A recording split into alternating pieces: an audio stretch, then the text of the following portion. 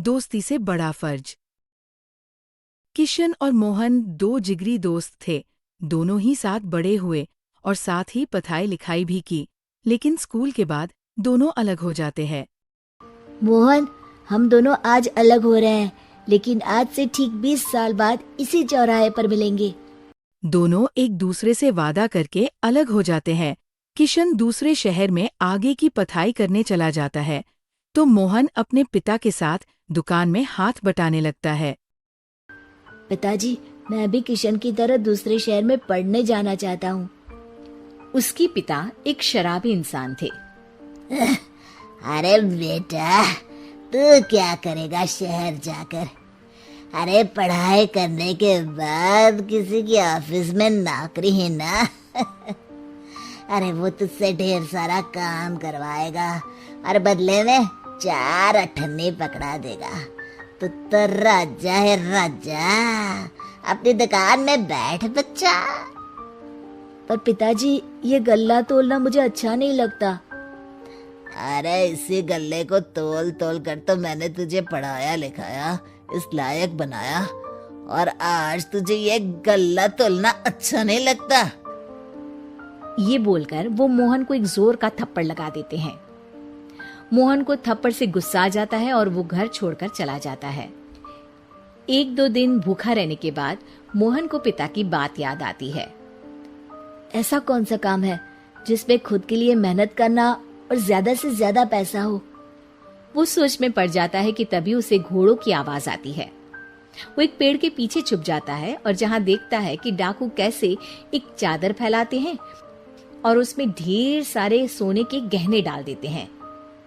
डाकुओं का सरदार बोलता है, चलो, एक दिन मेहनत की, अब बाकी के महीने राजा बनकर गुजारेंगे। सारे जोर जोर से हंसकर वहां से निकल जाते हैं। अरे वाह, ये तो सच में बड़ा ही अच्छा बिजनेस है। फिर क्या था, मोहन ने छोटी मोटी चोरी का काम शुरू कर दिया। कभी किसी की चेन खींच लेता तो कभी किसी की पॉकेट मार लेता। उसे इस काम में मजा आने लगा। वाह, ये तो अच्छा काम है।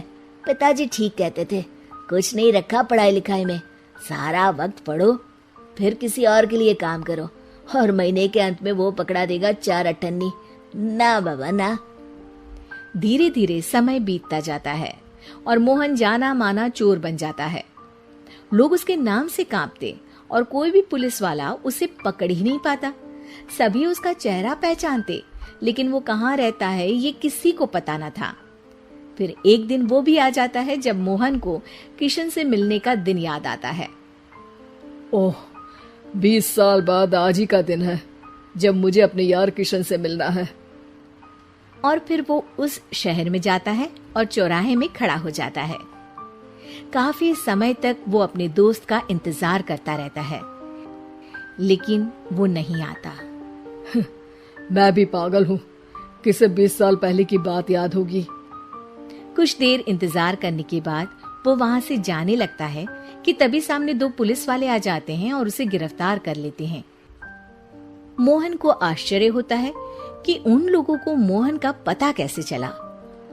अब सुनो, तुम लोगों ने अब मुझे पकड़ ही लिया है, तो क्या मैं जान सकता हूँ कि तुम लोगों को ये कैसे पता चला कि मैं यहाँ आने वाला हूँ? उसमें से एक पुलिस वाला मोहन को एक लेटर देता है।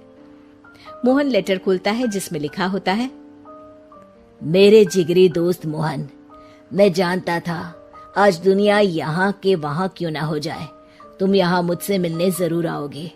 आज मन था कि मैं तुम्हें गले लगा लूं, लेकिन फर्ज की दीवार सामने आ गई।